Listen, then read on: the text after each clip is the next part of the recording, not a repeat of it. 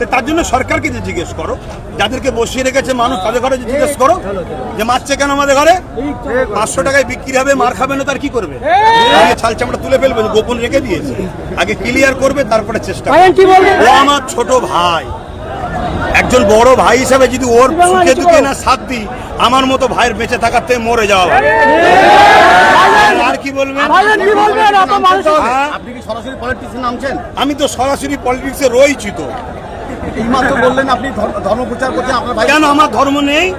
মমতা ব্যানার্জি দীঘাতে মন্দির করেছে, তাহলে উনি কি রাজনীতি করেন?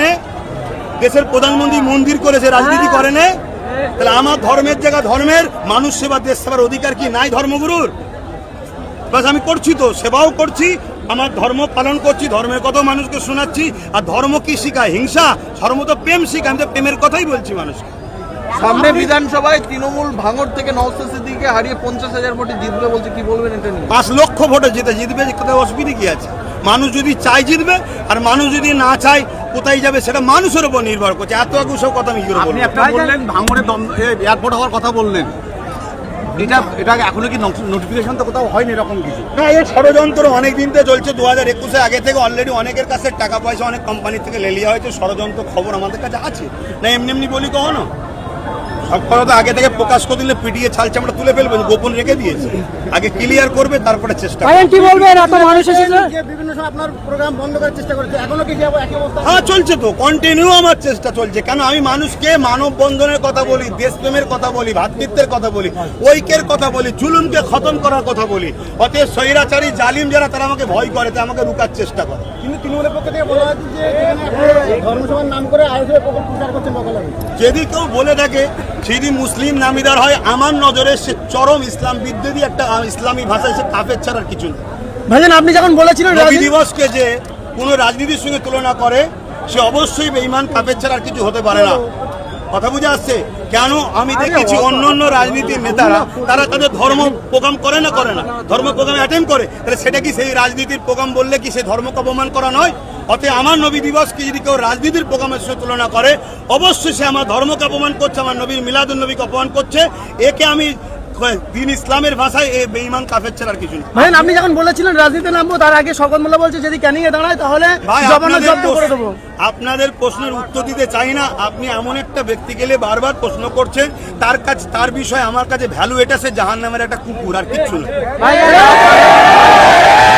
আগেলে কেন প্রশ্ন করছেন? আপনি প্রশ্ন করুন আজকে দেশের কি হচ্ছে, দেশে কি হচ্ছে, আমার রসুল কি দেশের জন্য মেসেজ দিয়েছে, এইলে প্রশ্ন করুন, তাহলে উত্তর দিতে ভালো লাগে। অলরেডি 8 বছর ধরে ওয়াকফ বাঁচাও আন্দোলন করছি।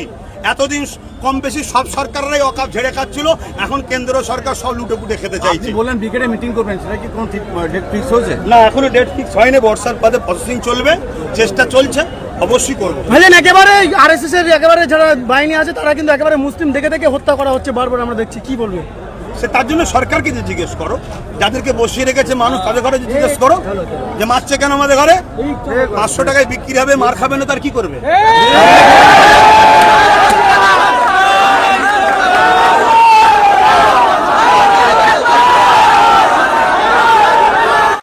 অবশ্যই আমার জুলুমকে খতম করার জন্যে, মানুষের জন্যে যদি আমাকেও প্রয়োজন হয় নামতে প্রকাশ্য, মানে পুরোপুরিভাবে, তাতে কোনো অসুবিধা নেই, তো নামাই যেতে পারে। তাহলে কি সামনে বিধানসভায় ক্যানিং পূর্ব বিধানসভা থেকে সেটার সময় এখন অনেক বাকি আছে, সময় অনেক বাকি আছে। আর আপনারা শুধু ওই জায়গাটাই বলছেন কেন? ওই জায়গাটা কি খুব সন্ত্রাসী হয়? শুধু ওই জায়গাটাই বারবার সবাই বলে কেন? আর কি বাংলায় জায়গা নেই? তো যাই হোক, তবে একটা কথা বলি, জুলুম যেখানে বেশি হবে, সেই জুলুমকে খতম করার জন্য নাবার প্রয়োজন হলে অবশ্যই আমি নামতে রাজি আছি। আর না হয় ওই এই করব ওই করব করার জন্য হাজারো লোক আছে। শওকত মোল্লা যে কালকে যখন এখান থেকে ফিরছিল, এই মঞ্চ থেকে চোট স্লোগান উঠেছে, আপনি যার নাম বললেন ওকে একটা জাহান্নামের কুকুর মনে করি আমি, ওর বিষয়ে কোনো উত্তর দিতে রাজি নয়। বলেন আর কি বলবেন? আপনি এখানে সভা করছেন, অন্যদিকে মাঝেহাটিতে নওশাদ ভাইজান রয়েছে, সেখানে দাঁড়িয়ে যদি এখানে কোনো রকম অশান্তি হয় তাহলে কি ওখান থেকে আসবেন? নওশাদ বলেছে কথা না, উনি আছেন মাঝেহাটি, ও ওর প্রোগ্রাম করছে, ওর রাজনীতির কাজ উপচ হচ্ছে, আমি আমার ধর্মের প্রচার করছি। আমার যেটা কাজ মিলাদুন নবী করা, কথা বুঝে আসছে, এটা আমি করছি। ওর কি সমস্যা ও দেখছে, আমার সমস্যা আমি দেখছি। তবে এতটুকু বলতে পারি, ও আমার ছোট ভাই, একজন বড় ভাই হিসেবে যদি ওর সুখে দুঃখে না সাথ দিই, আমার মতো ভাইয়ের বেঁচে থাকার থেকে মরে যাওয়া ভালো।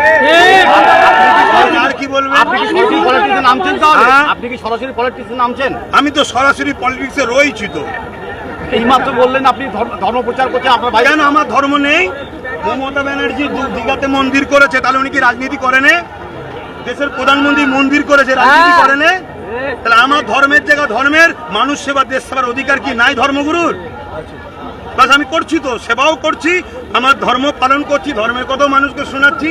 আর ধর্ম কি শিখায়? হিংসা? ধর্ম তো প্রেম শিখায়, আমি তো প্রেমের কথাই বলছি মানুষকে।